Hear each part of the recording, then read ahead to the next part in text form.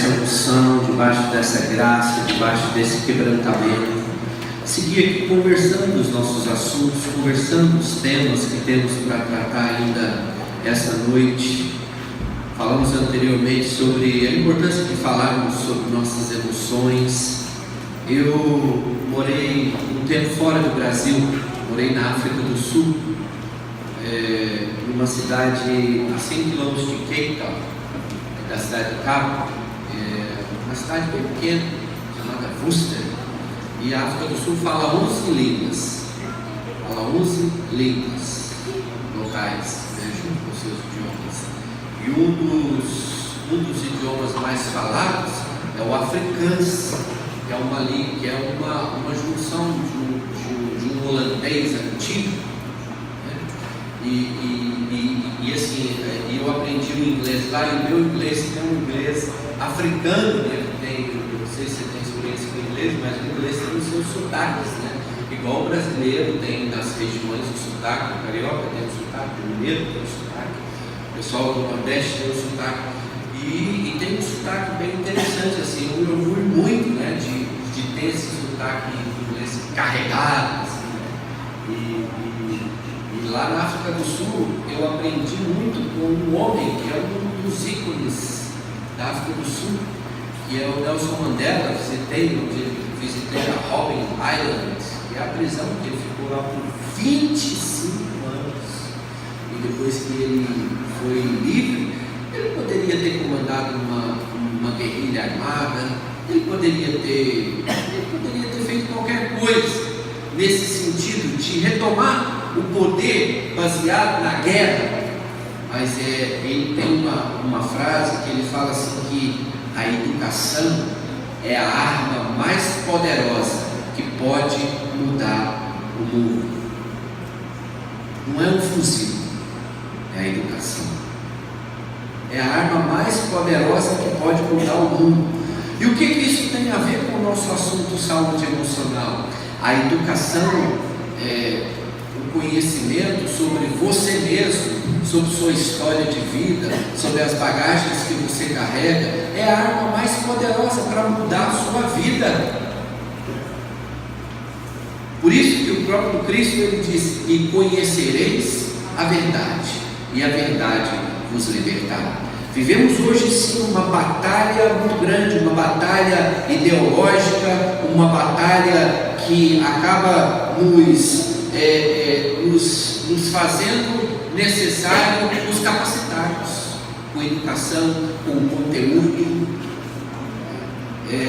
e eu tenho feito de tudo para cada vez mais me capacitar. Eu tenho uma amiga da igreja que ela é doutora em genética pela Universidade Federal do Paraná, e ela dá aula nos cursos de medicina, e ela me chamou para dizer: você precisa ir lá assistir uma aula que eu dou chamada epigenética. Interessante esse nome, o que é isso? E eu fui lá ouvir a aula sobre epigenética. Veja, epigenética epigenética é um estudo que os cientistas estão lançando sobre o gene humano. Entendia-se que o gene humano ele era o imutável, transmitido de geração para geração e pronto. Tinha um gene, muitas vezes genes defeituosos como o câncer, e por aí vai. Entende-se agora, sobre estudos científicos, que o gene ele sofre mutações mediante o ambiente. O gene ele sofre mutações mediante o ambiente na qual ele é inserido, e com isso ela estuda alguns distúrbios genéticos, como algumas doenças específicas, como a demência, o próprio câncer, e ela diz: olha, existem estudos muito comprobatórios, muito claros, que esses adoecimentos não vêm por uma transmissão genética, apesar de ser um gene, mas ele vem a partir do meio que a pessoa está inserida, o estilo de vida. Não é fantástico isso? O estilo de vida. E aqui a gente aprende algo muito importante sobre sobre essa herança, essa responsabilidade, herança que tudo aquilo que nós recebemos dos pais, herança emocional, herança familiar, herança cultural, herança dos padrões mentais que nos formam emocionalmente. Cada um de nós viemos de um padrão. Às vezes eu atendo pessoas que elas simplesmente não conseguem ser felizes, dificilmente vê felicidade, vê prazer na vida. E quando você faz esse mapeamento da história de vida, ela veio de uma família onde ser feliz era proibido. Mas como assim ser feliz é proibido? Há mandatos culturais. Há mandatos culturais que nem sempre estão escritos em letreiros, mas está lá. É proibido ser feliz. E a pessoa cresce, tem tudo para ser feliz, mas não é, porque está debaixo desses mandatos culturais que veio transmitido através dessa herança. Então, como está a nossa saúde emocional, como está o nosso interior, vai determinar a forma como nós vemos as provas da vida, vai determinar como nós vemos a nós mesmos.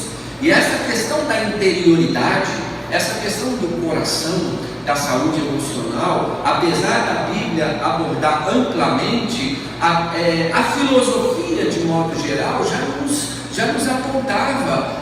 Nós temos nome como João da Cruz, nós temos nome como Teresa de Ávila, São Tomás de Aquino, o próprio Agostinho. Foram homens que apontaram assim: sem interioridade não há espiritualidade.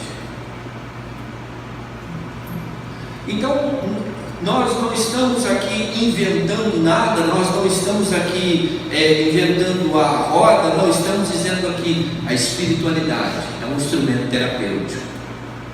Através da espiritualidade, você tem condições de se tornar a melhor versão de você mesmo. A espiritualidade nos torna a melhor versão de nós mesmos. E a partir daí, então, nós entendemos a igreja como um instrumento transformador, como uma comunidade que é terapêutica. Estado não recupera ninguém. Política pública, no papel, ela é muito boa, mas infelizmente tem sido cada vez mais falhas. Nós temos hoje fenômenos da nossa sociedade, como a epidemia da dependência química, que não é um assunto de saúde pública. Nós temos um fenômeno da nossa sociedade, o menor infrator, que não é um problema de segurança pública. Não adianta mais cadeia, não adianta mais polícia, porque uma vez eu estava conversando com um policial que eu estava dando um seminário, e eu falei isso, e ele disse: olha, o que você falou é certo. A gente não enfrenta só um menino com uma arma, a gente enfrenta um menino com um ódio no coração, uma raiva dele, do outro e do mundo inteiro. De onde vem essa raiva, esse ódio pelo outro? Então, o problema do menor infrator não é simplesmente uma questão de segurança pública, é uma questão da falta de saúde emocional, da falta da matriz geradora do indivíduo saudável. Não tem pai, não tem mãe, não tem estrutura, mecanismo que gera limites, disciplina. E o ser humano, quando ele cresce e não tem contato com a disciplina, não tem contato com o limite, a tendência é ir para marginalidade, criminalidade, e isso não somente falando de classes sociais. No interior do Paraná, numa cidade chamada Guarapuava, um professor universitário da mais alta classe social, uma advogada também da mais alta classe social, ele pegou ela e jogou ela numa sacada. Antes de ter batido, após ter batido bastante nela. Não sei se eu ouviu falar do caso. Então, essa falta de saúde emocional leva o ser humano a entrar em contato com alguns, eu não gosto dessa palavra, mas eu vou usar para você entender, alguns instintos mais primitivos. A falta de saúde emocional leva o ser humano a entrar em contato com alguns instintos mais primitivos. Então, como está a sua saúde emocional vai determinar a forma como você vê as provas da vida, a forma como você vê a si mesmo, e como você enfrenta as provas da vida vai determinar sua vitória, sua derrota, ou até mesmo onde você vai chegar. Então, eu quero conversar com vocês agora sobre preparados para a prova. Preparados para a prova. Eu já citei isso e você já sabe que a vida existem certas provas que não podemos espiritualizar tudo, que não podemos naturalizar tudo. A vida tem provas que faz parte do dia a dia, faz parte da condição humana. E quanto mais nós entendermos o caráter didático e pedagógico das provas, mais nós vamos ter condições de ser aprovados. Mais nós vamos ter condições de ser aprovados. E é muito importante ensinar sobre esse conceito de cura. É muito importante ensinar à igreja esse conceito de cura, porque eu sou muito fã do crescimento da igreja. Eu acredito que a igreja tem o poder de funcionar localmente como uma comunidade que é terapêutica, restauradora. Você tem noção de alguma outra coisa que pode fazer o mesmo efeito que a igreja? Porque o ser humano, então, ele sempre vai buscar ele sempre vai ter a tendência de buscar preenchimento do vazio. O vazio, ele é um fato. Se você conversar com um dependente químico, se você conversar com com um desses meninos menores infratores, o vazio é um fato. Agora, o que está sendo feito com esse vazio? O que está sendo feito com esse vazio?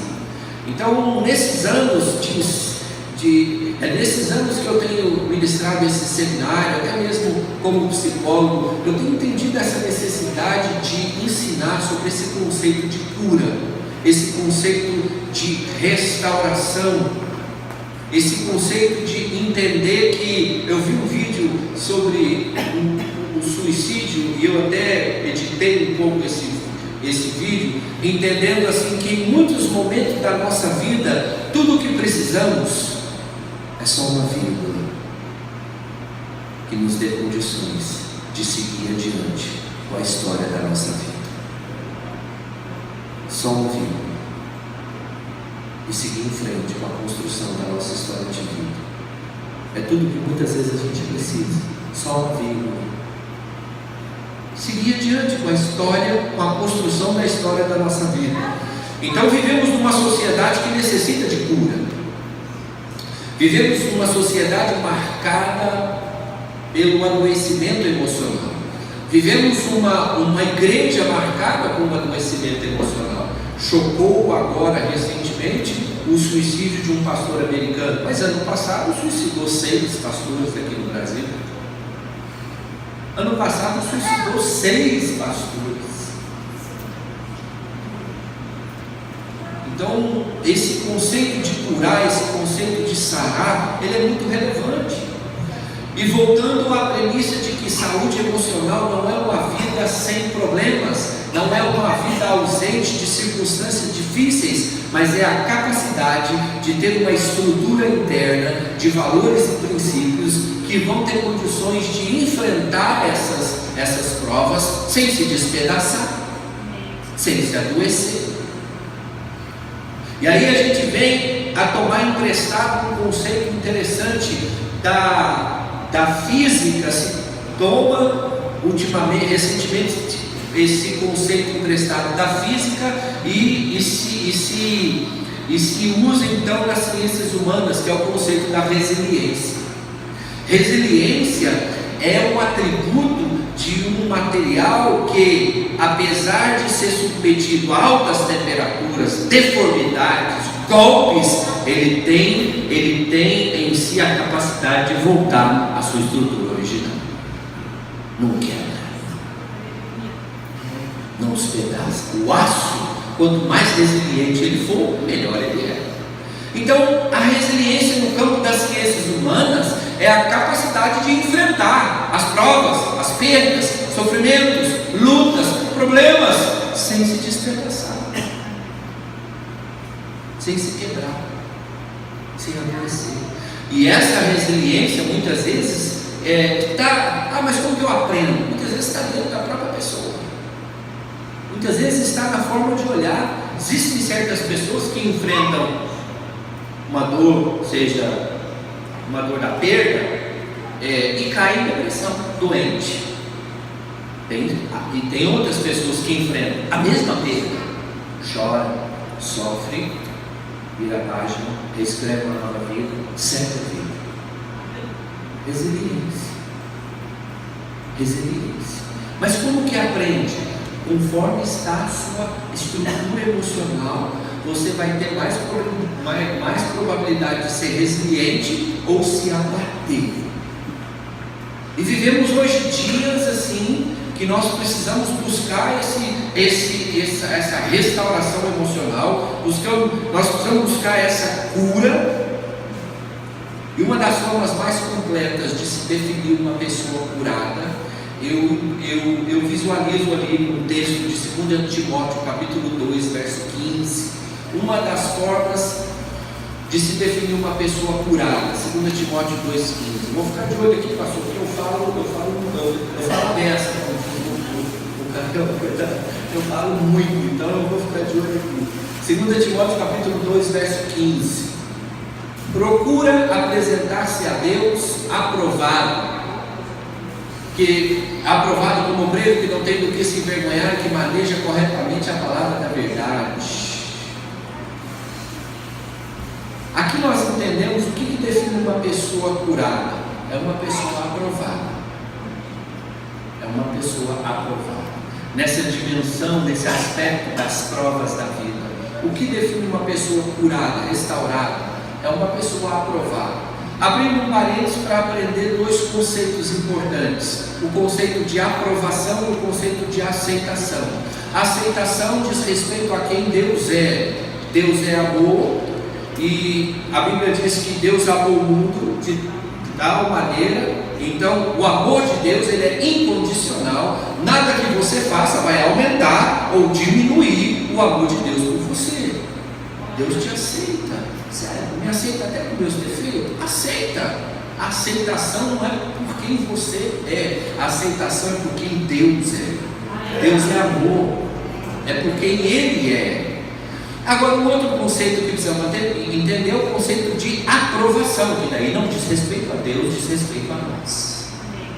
Aprovação diz respeito a quem nós somos. A aprovação então já entra dentro dessa questão da motivação, da interioridade, o que me move. A aprovação está relacionada a conteúdos internos.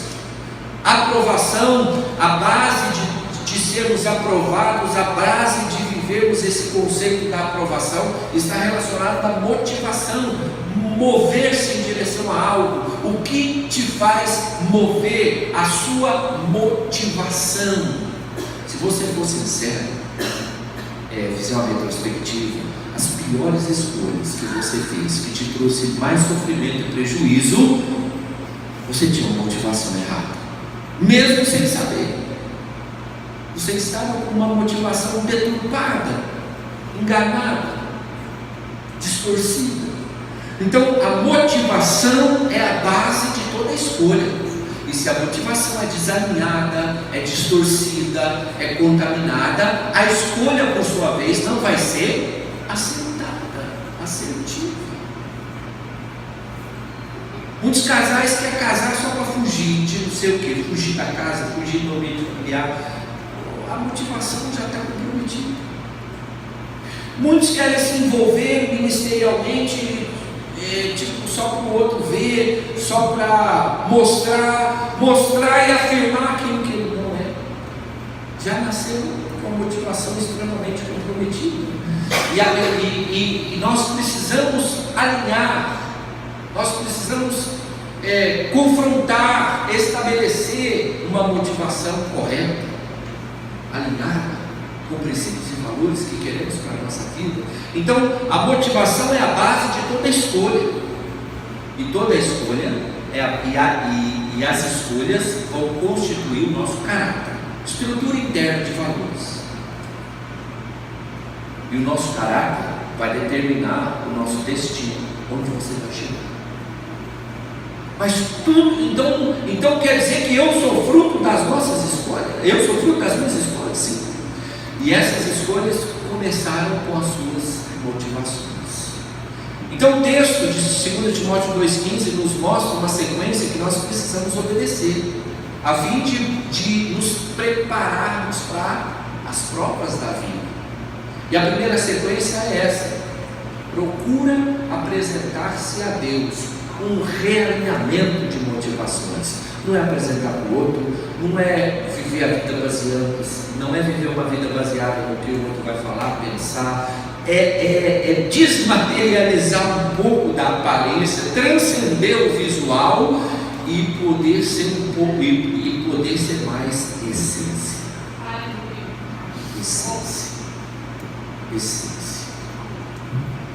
Então, aqui a primeira sequência é: procura apresentar-se a Deus. Para quem você está fazendo o que você está fazendo, o conteúdo do coração, mais uma vez, vem ter um lugar importantíssimo nessa espiritualidade. O Evangelho é o Evangelho do coração. É impossível alguém querer viver uma espiritualidade, andar com Deus, andar com a Bíblia debaixo do braço, sem ter uma disposição de ser corrigido, mudado, moldado, trabalhado, mudado. Não faz sentido. Isso foi o que Jesus mais confrontou: a insistência de querer viver uma espiritualidade baseada na aparência. Jesus confrontou isso demais, a elite religiosa da época, os fariseus. Jesus confrontava, dizendo: olha, vocês são como sepulcro caiado. Do lado de fora tem até uma aparência boa, mas do lado de dentro é podridão.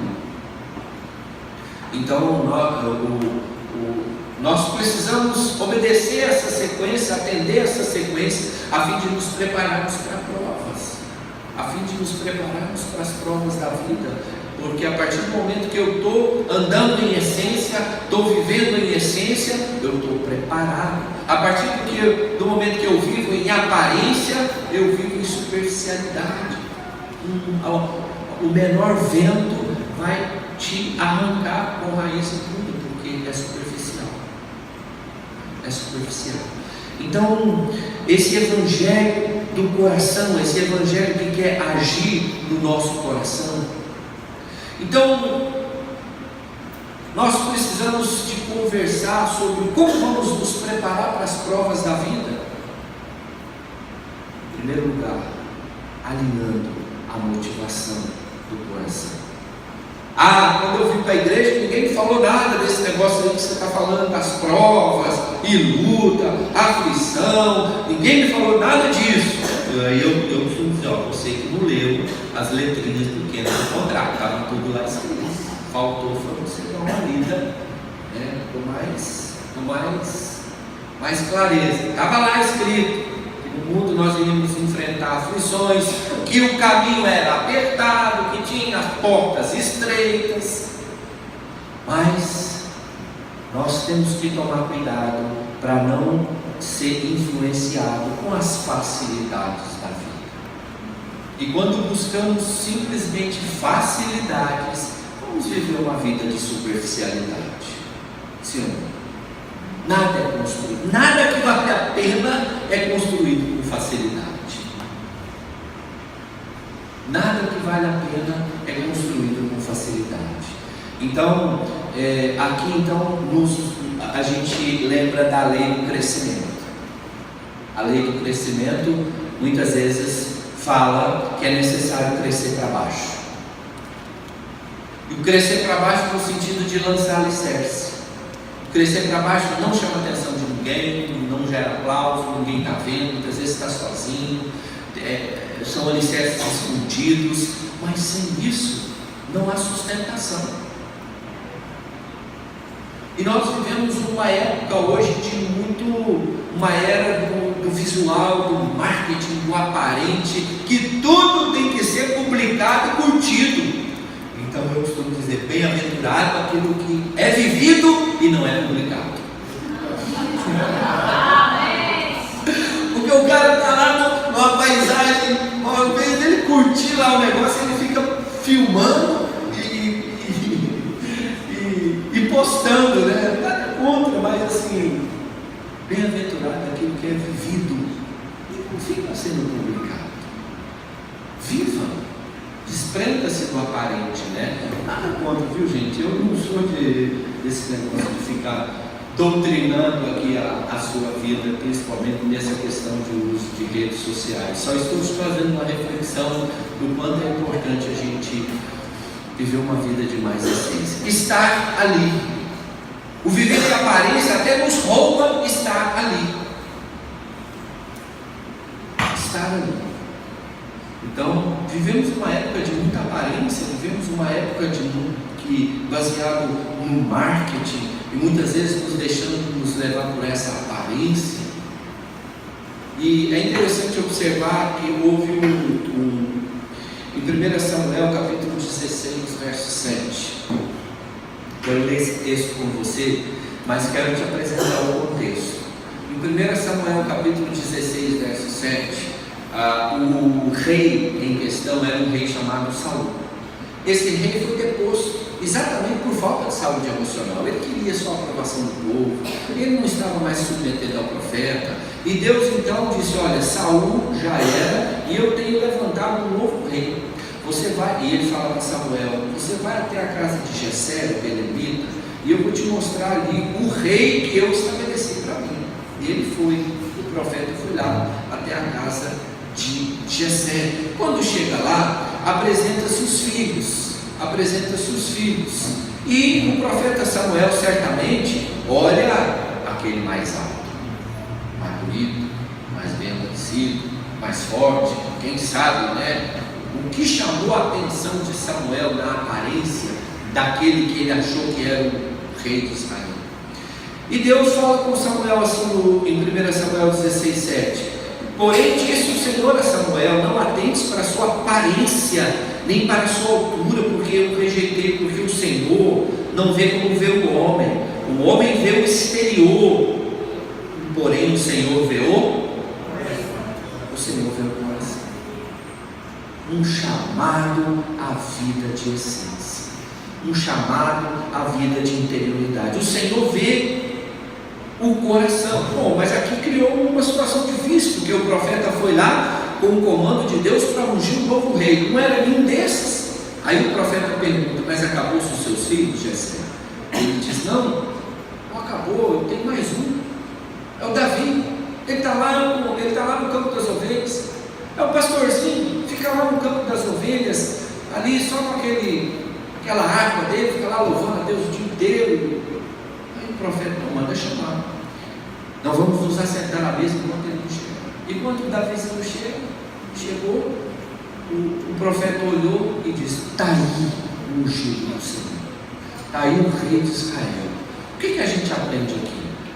O Davi nem para o almoço tinha sido chamado, porque naquela época era comum o homem de Deus, o profeta, chegar na casa, dar-se um banquete. Deu o banquete, nem para o almoço Davi foi chamado. Vivendo uma rejeição, vivendo um anonimato, uma vida de deserto, uma vida que ninguém nem lembrava dele, mas algo fez a diferença.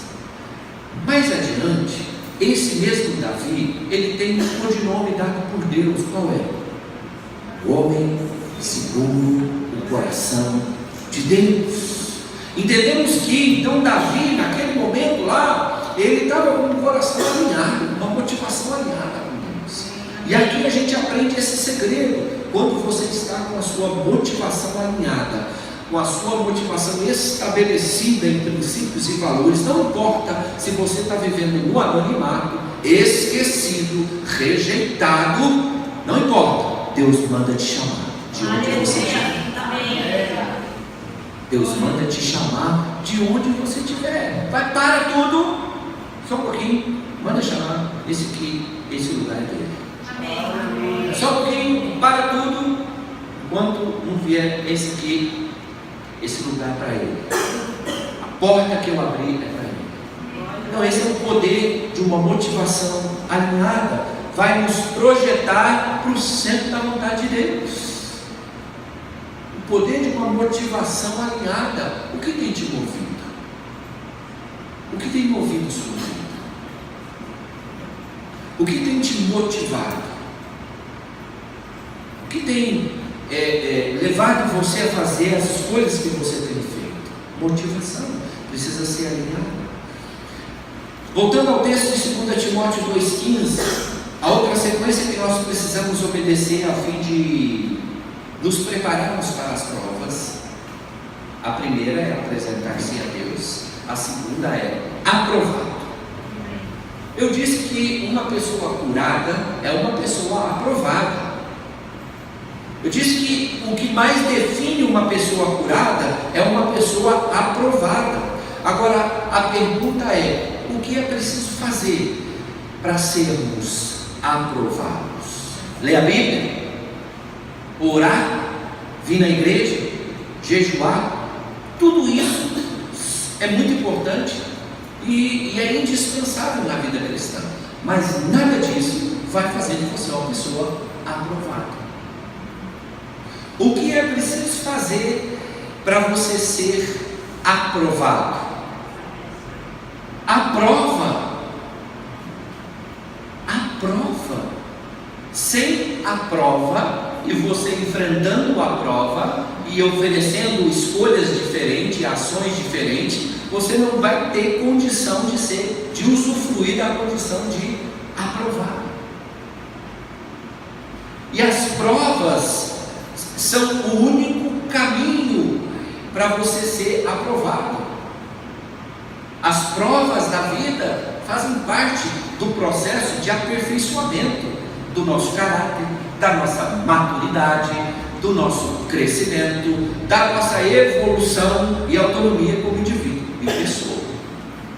Agora o problema é que muitos querem ser aprovados sem fazer a prova, muitos querem alcançar a linha de chegada sem ao menos correr ali a maratona, enfim, aquela ideia de facilidade. E isso nos leva a ter uma ideia que nos faz intolerantes às provas.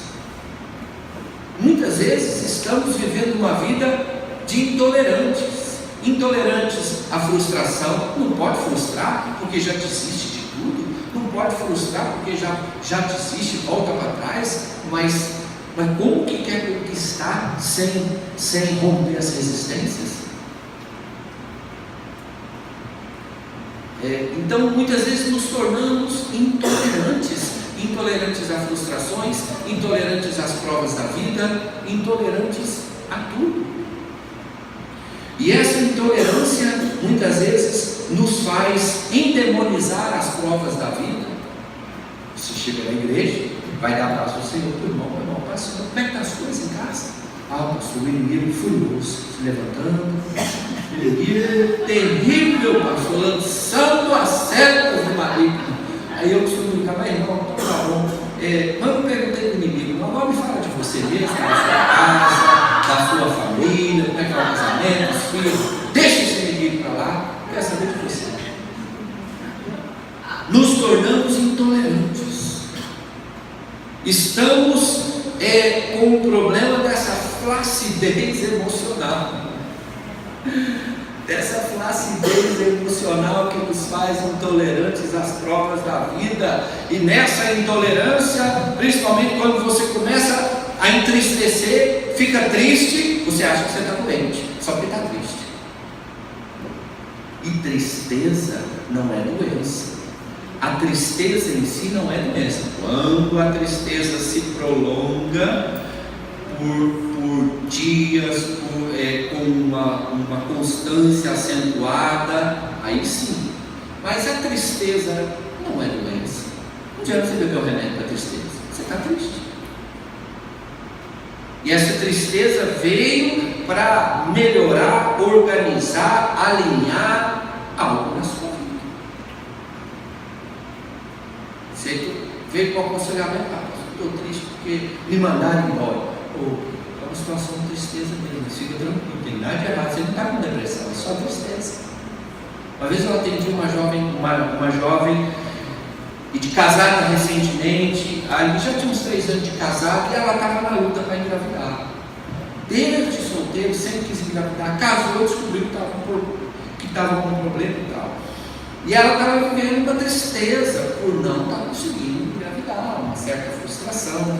Foi na ginecologista e falou: eu tenho ficado desanimada, estou triste com essa situação, a gente não consegue, puxa, já fizemos tanta coisa, e às vezes eu fico desanimada, às vezes eu choro, eu estou um pouco triste. E aí a ginecologista falou para ela: não, vou te dar um remedinho aqui, porque isso aí é depressão. Isso aí é depressão, eu vou te dar um remédio aqui, é dos bons, você vai tomar e você vai ficar boa. E ela disse que quando ela começou com a medicação, ela leu na bula que as reações adversas estavam em 1% da população. Ela falou: eu estava nesse 1%, porque os efeitos colaterais, tudo que o remédio falava que dava, deu em mim. Comecei a ouvir. Aí ela falou: o Chico está louco, porque eu comecei a ouvir vozes, eu comecei a ver coisas.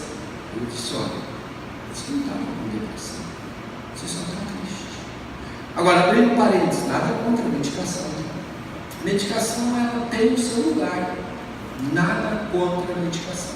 Às vezes eu atendo pessoas que elas chegam lá com uma sacola assim enorme. Eu acho que é um presente para mim, alguma coisa assim parecida, mas é uma sacola de remédio. E ela chega: eu estou entregando, pela fé eu vou parar de tomar. E aí eu, do mesmo jeito que ela me entrega, eu já jogo de volta para ela. Falo: Deus que me livre, pode tomar tudo. Até o último. E quem vai falar para você deixar de tomar não sou eu, é o psiquiatra que te receitou. Você precisa estar debaixo de uma orientação, de uma condução médica. Não vai parar de tomar, não pode. Não pode parar de tomar. Então, muitas vezes, o fato de não entendermos o caráter didático, pedagógico das provas, nos faz intolerantes às provas. E nós precisamos entender que Deus é fiel, sim ou não? Amém. Na fidelidade de Deus, Ele jamais vai colocar sobre nossas vidas uma prova, uma luta ou tentação que nós não sejamos capazes de suportar. É o que está escrito em 1 Coríntios capítulo 10, verso 13.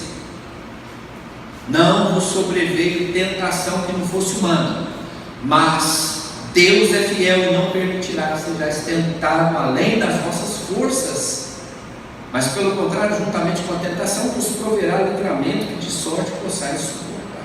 Amém. Deus é fiel. Amém. Sabe a prova que você está passando? Então vamos falar de você. Sabe a prova que você está passando? É na medida certa, nem mais, nem menos, porque Deus é fiel. Amém. Você acha que Ele vai colocar algo na sua vida para te derrubar? Desmontar? Não, é que às vezes você não se conhece. O quanto você tem condições de ser resiliente, o quanto você tem condições de superar, o quanto você tem condições de extrair forças. Às vezes a gente não se conhece. E as provas fazem parte do processo de aperfeiçoamento do nosso caráter. As provas é o único caminho para sermos aprovados. E a maneira como nós vamos lidar com as provas da vida vai fazer a diferença entre a vitória e a derrota. E ali às vezes você chega então extremamente debilitado, você chega já ali cabisbaixo, já chega ali comprometido na sua autoestima, no seu valor próprio diante das provas. Como vai ser aprovado? A prova em si já tem a sua dificuldade, já tem o seu grau de dificuldade. A nossa infraestrutura moral, de caráter, de princípios, precisa ser trabalhada. Foi isso que Jesus disse em Mateus capítulo 9, verso 17, quando ele estava explicando lá sobre o negócio dos vinhos, dos odres, e ele fala assim: não se põe vinho novo em odre velho, do contrário, rompem-se os odres e perdem-se os vinhos, mas põe-se vinho novo em odre novo. O que Jesus, em odres novos, o que Jesus está explicando? O jeito de você manter um bom vinho? Não. Jesus está explicando sobre a forma de viver a vida. E ele nos explica através de dois elementos aqui: vinho e o odre. O vinho significa tudo que da parte de Deus Ele quer derramar e dar nas nossas vidas: bênção, livramento, graça, proteção. O vinho significa tudo de bom que da parte de Deus Ele tem para nós. E o odre? O odre naquela época era aquele material, era aquele recipiente feito de couro de animal. E com o passar do tempo, aquele recipiente feito de couro, ele ressecava, ele empoeirava, ele enrijecia, e ele trincava, e ele rachava, em detrimento das intempéries da vida, o sol, a poeira, a chuva. E por mais que se insistissem em colocar vinho, rachava, porque o vinho ali fermentava e estourava ainda mais. E isso é um retrato da nossa vida. Muitas vezes estamos com uma vida extremamente enrijecida, estamos com uma vida extremamente rachada, trincada, em detrimento dos golpes da vida, das intempéries da vida. E por mais que Deus quer derramar algo da parte boa que Ele tem, não retém. Nós precisamos restaurar esse odre, nós precisamos ali restaurar essas rachaduras, restaurar essas trincas. E nós precisamos nos preparar para as provas da vida, porque nessa intolerância com as provas, nessa indisposição de enfrentar, nós fazemos três coisas que a gente não deveria fazer diante das provas. A primeira coisa que a gente faz diante das provas que a gente não deveria fazer, a gente foge, evita conflito, evita enfrentamento, e a gente foge. Quanto mais você foge, mais você se afasta da solução do seu problema. Então, fugir diante de uma prova não é a melhor solução, e muitas vezes é o que a gente faz. A gente foge das provas. A segunda coisa que a gente faz e não deveria fazer, a gente reclama. Mas reclama. Ó vida, ó céu, ó azar, está tudo ruim, o marido está ruim, a casa está ruim, os filhos estão ruins, o cachorro está ruim, a comida está ruim, está tudo ruim. Está tudo ruim. E a gente olha e só enxerga o problema, só vê a crítica, não está entendendo o caráter didático da prova. A terceira coisa que a gente faz diante da prova, a gente culpa. A gente culpa Deus, culpa o diabo, culpa o outro. É a famosa síndrome de Adão. Adão, você sabe que Deus ia lá para conversar com Adão na viração do dia, ter aquela comunhão, Só que um certo dia Deus chega e fala assim: Adão, cadê você, Adão? Que estranho, será que Deus perdeu Adão de vista? Não faz sentido essa pergunta. Não faz sentido para nós, não faz sentido para um entendimento desavisado. Deus, na sua infinitude, já sabia que Adão tinha se perdido, porque Adão comeu daquilo que Deus havia proibido comer. E Deus fala para Adão: cadê você, Adão? Onde você está, Adão? E aí entra a síndrome de Adão. Senhor, estou aqui, com vergonha, me tampei com essas folhas aqui. Adão, mas o que aconteceu? Senhor, foi a mulher que o Senhor me deu. Síndrome de Adão. Transferência da responsabilidade. Está culpando a mulher. E a síndrome de Adão também, ela é unissex, tá? Tanto para homem quanto para mulher. E aí chegou na época: minha filha, o que aconteceu essa bagunça aqui no Éden? Senhor, foi a serpente que o Senhor colocou aí. Ela me ofereceu. Só a serpente que não, foi eu mesmo, eu vim aqui eu assumo aqui a minha missão. Então, a terceira coisa que nós fazemos diante das provas que não devemos fazer é culpar as pessoas. E isso nos tira da rota da assertividade, da mudança. Uma vez eu estava atendendo um casal, intermediando uma situação de adultério muito séria, muito dolorida, e o indivíduo ali insistindo em não reconhecer o seu erro, insistindo em não reconhecer. Ele dizia assim para mim: pastor, você não sabe, porque a mulherada está difícil, pastor, a mulherada está respeitando a aliança, não, pastor. A mulherada está avançando, está voando no pescoço, e o inimigo coloca essas mulheres na nossa frente. Você sabe que a gente é homem, né? E assim, o diabo coloca essas mulheres no diabo, e ele culpando o diabo. Não, porque assim, eu estava na minha, o diabo que colocou a mulher, e eu falei: tá certo, fiquei só ouvindo. E ele falando: foi o diabo que colocou essas mulheres no meu caminho, e se não fosse o diabo que armou para mim essa situação, isso não tinha acontecido. Eu falei: tá bom, só um pouquinho, eu vou te falar com você aqui o que foi o diabo mesmo, foi o diabo do seu caráter que não deixa você tratar, foi o diabo desse caráter que não deixa ser moldado, restaurado, foi o diabo desse caráter que não muda. Que isso, pastor? Eu falei: não, estou brincando, só fazendo falar. Saiu, né?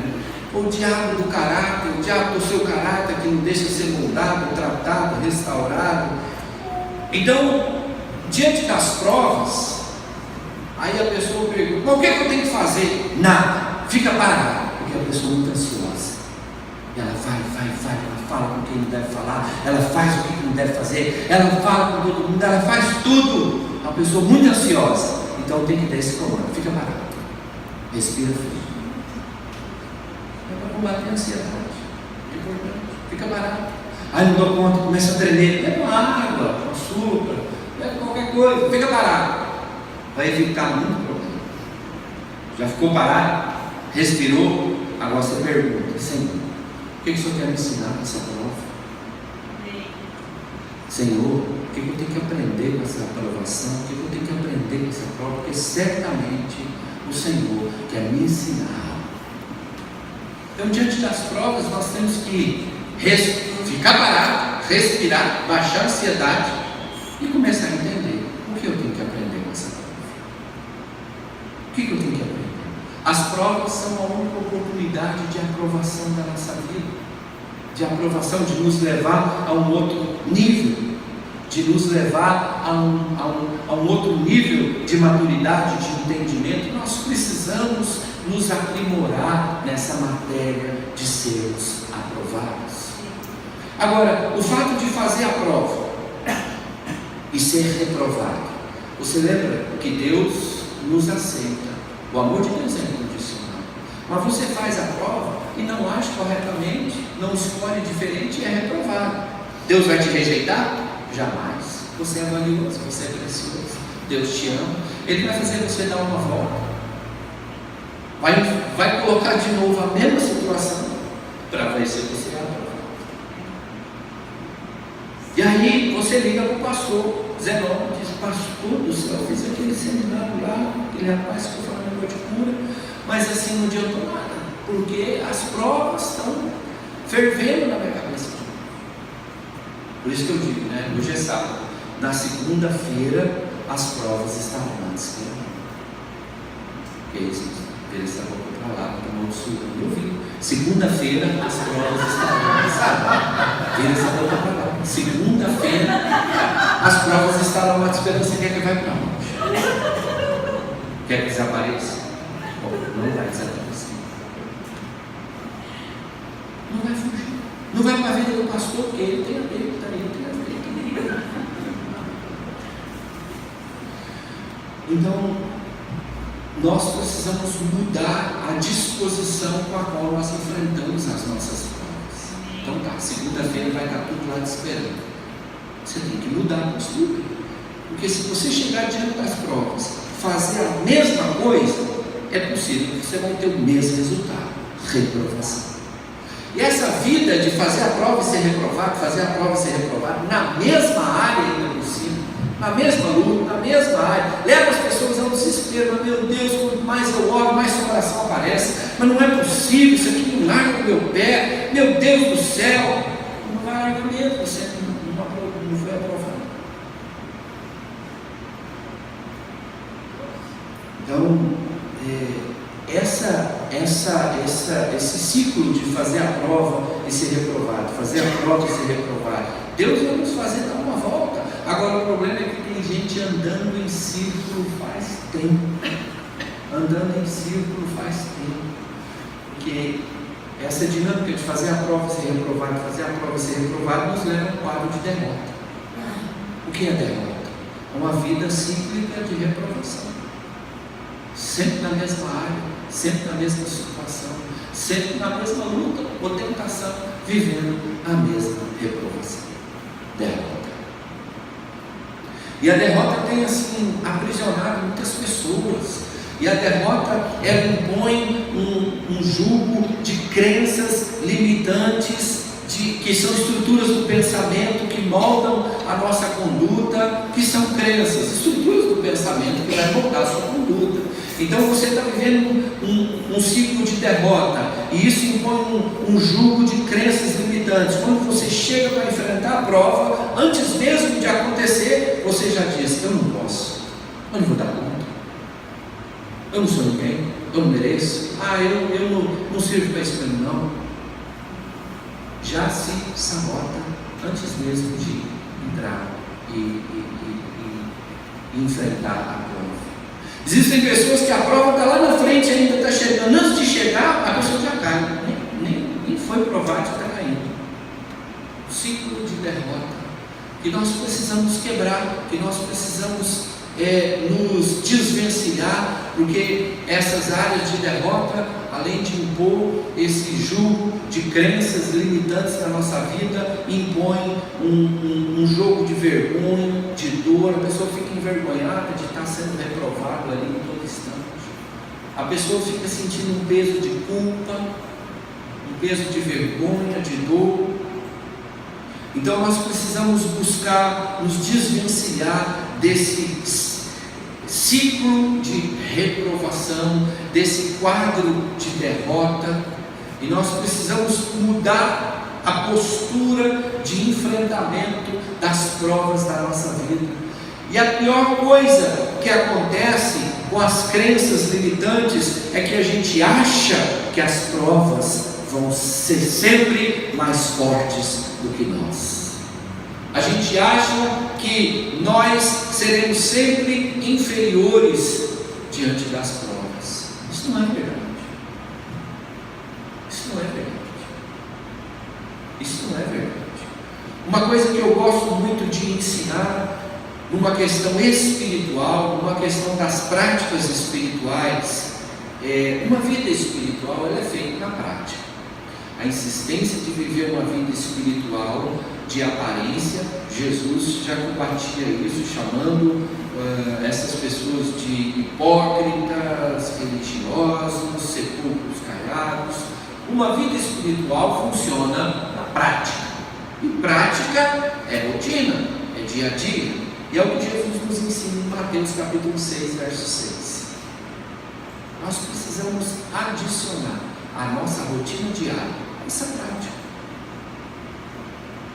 Mateus capítulo 6, verso 6. Jesus está ali ensinando muito mais do que uma oração para você ficar repetindo sem fundamento. Não é a base desse ensino não é repetição. A base desse ensino é a aplicação diária. E tu, quando orares, entra no seu quarto. Então, peraí, o que é quarto? Quarto é um lugar de intimidade. Quarto é um lugar onde você chega e tira a roupa. Quarto é onde você chega e fica livre, sem cerimônia, e fica sem constrangimento algum. Fica livre. Jesus está dizendo para você ter isso com Deus. Amém. E tu, quando orares, entra no seu quarto, um lugar de intimidade. E tu, quando orares, entra no seu quarto, um lugar de intimidade. A essência da espiritualidade se resume aqui. O congregar é indispensável. Não podemos viver uma vida cristã sem buscar uma igreja, sem ter uma cobertura espiritual. Mas existem coisas na vida cristã que nós não vamos alcançar na multidão. Existem provas que você não vai vencer elas somente na multidão, mas sim no secreto. E tu, quando orares, entra no seu quarto, fecha a porta e ora ao teu Pai que está em secreto, e o teu Pai que vê em secreto te recompensará. Mais uma vez, aqui nós vemos a ênfase é secreto, intimidade, interioridade. Deus é um Deus que está em secreto, vê em secreto e vai te dar recompensas por você frequentar esse secreto. Vivemos uma vida de sobrecarga, vivemos uma vida de reprovação, vivemos uma vida de estafa, de exaustão espiritual, de fome espiritual, porque não frequentamos esse lugar. O secreto com Deus. Nada substitui esse lugar. O secreto com Deus. O que é o secreto com Deus? É você ter seu tempo com Deus. Não sei quanto tempo que é, mas é ter o seu tempo. Aonde? Sempre no quarto, no banheiro. No banheiro da empresa, no banheiro, no carro, aonde você puder desfrutar uma intimidade, ser você mesmo, chorar, ficar sem cerimônias ali. O quarto é um lugar de intimidade, precisamos ter isso com Deus. A intimidade quebra a religiosidade. A intimidade quebra a religiosidade. E sem religiosidade eu sou essência. Com essência eu sou firme. E aí eu consigo ser aprovado. Aí eu consigo ser aprovado. Só para a gente fechar aqui Mateus capítulo 7. Mateus capítulo 7, verso 24. Jesus mais uma vez está nos dando uma dica de como viver a vida. Jesus é cheio das dicas de como viver a vida. Mateus 7, capítulo 24, ele fala assim, olha, existem dois homens. O primeiro homem, ele ouviu as palavras e a praticou, e é comparado a um homem prudente que edificou sua casa sobre a rocha. Veio a chuva, veio a tempestade, veio os ventos, deu contra essa casa e ela permaneceu firme. Também tem um outro homem que ouviu a palavra, não a praticou. É comparado a um homem insensato que edificou sua casa sobre a areia. Veio o vento, veio a chuva, veio a tempestade, veio a enchente, deu contra essa casa e ela desabou, sendo grande a sua ruína. Jesus está falando da nossa sociedade. Jesus está falando do homem moderno em ruína. Jesus está falando do homem moderno, extremamente em ruínas, arruinado. E não é ruína das paredes de tijolos, são ruínas de histórias de vida, ruínas de famílias, de casamento, de vínculos, isso tudo arruinado. E será que o problema da vida aqui que Jesus propõe são os ventos, chuvas, tempestades? Será que o problema da vida é de fato, hoje não está fácil para ninguém, as lutas estão muito grandes? Será que é esse o problema da vida? Não é isso que Jesus propõe. O que ele propõe aqui é que o problema da vida nunca foram os ventos, as chuvas e as tempestades. Pelo contrário, faz parte da vida. Isso aconteceu tanto para um, ele apresenta dois nomes, um sensato e o outro insensato. Os ventos, chuvas e tempestades, tanto aconteceu para um como para outro. O problema da vida nunca foram os ventos, as chuvas e tempestades. O problema da vida é a falta de alicerce. Amém. Onde você está fundamentando o que você está construindo? Na areia das ilusões, dos traumas, feridas, motivações corrompidas? Onde você está construindo o que você está construindo? Na areia ou na rocha? Uma motivação alinhada, restaurada, estabelecida? Onde você está construindo o que você está construindo?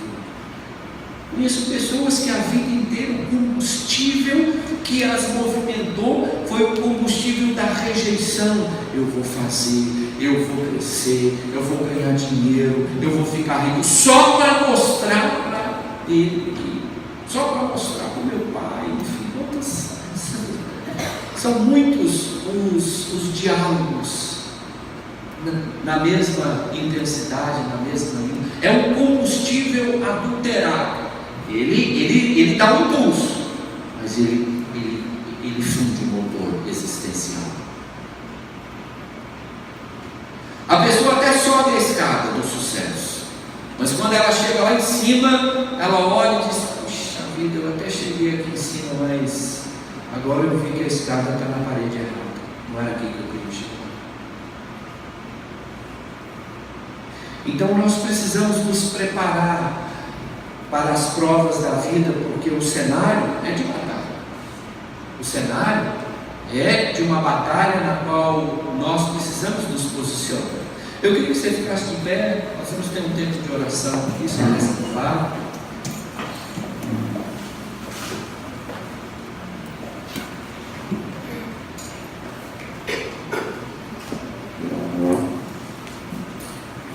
Preparados para a prova. Eu não sei como você tem enfrentado as provas da sua vida. Eu só sei que elas existem. Eu só sei que a forma como está a sua saúde emocional vai determinar como você tem enfrentado essas provas. Eu sei que as provas é o único caminho para você ser aprovado. Não sei se você está aqui essa noite numa condição de reprovado, de vivendo uma derrota, mas o que eu sei é que você pode e deve sair daqui numa condição diferente. Algo deve ser ativado no seu coração. Algo deve ser ativado no seu coração e dizer: puxa, eu preciso me posicionar diferente nessa batalha aqui do dia a dia. Eu preciso me posicionar diferente frente às provas da minha vida. Às vezes você chegou aqui vivendo uma derrota, se sentindo diminuído, se sentindo sem força, se sentindo inferior diante das batalhas e das provas da sua vida. Saiba que isso é possível ser mudado. E você deve mudar a perspectiva na qual você olha as provas da sua vida. Você não deve olhar se achando inferior, você não deve olhar se apequenando, se inferiorizando diante das provas da sua vida. Eu queria que você reagisse a essa palavra que foi ministrada aqui essa noite. Nós precisamos reagir às palavras que nos são ministradas. Nós precisamos reagir às palavras que nos são ministradas. A Bíblia diz: chegai-vos a Deus e Ele se chegará a vós outros. Você precisa dar um sinal com o seu coração e como você vai receber essa palavra. Se você quer viver uma vida de aprovação, se você quer se posicionar melhor nas provas da sua vida, só ergue a sua mão, só faça assim: eu quero viver, eu quero ser melhor, eu quero ser aprovado, eu quero me posicionar. Se manifeste aí no seu lugar deles. Diga assim: Deus, eu quero, me ajuda, me dá coragem, me dá graça, que eu possa sair daqui ativado, que algo em mim venha a ser ativado. Graça de Deus, poder de Deus, coragem, iniciativa, que algo em mim venha a ser ativado aqui essa noite, e que eu possa ver as provas da minha vida com outros olhos, não me inferiorizando, não me descredibilizando, mas sabendo que maior é o que está em mim do que o que está no mundo inteiro. Que possamos sair daqui mais fortes, que possamos sair daqui mais cheios e determinados naquilo que queremos. Nós queremos ser aprovados, nós queremos avançar o que Deus tem para nós, nós queremos alcançar os nossos sonhos, os nossos objetivos, e nós não podemos ficar andando em círculos, nós não podemos ficar vivendo esse ciclo de derrota. Nós precisamos ser curados, nós precisamos ser transformados e remover e retirar tudo aquilo que está impedindo você de ser uma pessoa aprovada, porque essas provas, elas vêm para te levar a um nível ainda maior. Essas provas vêm para te trazer um nível de maturidade, um nível de crescimento ainda maior. Deus, eu quero orar esta noite pedindo a tua graça sobre a tua igreja, pedindo que o Senhor esteja abençoando essa mensagem que foi falada, e que cada um que está aqui venha reagir de uma forma poderosa com relação a essa mensagem, que possamos nos preparar, nos posicionar, que possamos lançar fora tudo aquilo que tem nos atrapalhado, Senhor, que possamos, que acima de tudo nós possamos buscar esse lugar secreto, esse lugar secreto que nos fortalece, esse lugar secreto onde nós somos nós mesmos, esse lugar secreto onde lançamos sobre o Senhor nossas cargas. Senhor, obrigado, que possamos sair daqui renovados e preparados para a prova. Em nome de Jesus é o que nós oramos e te agradecemos.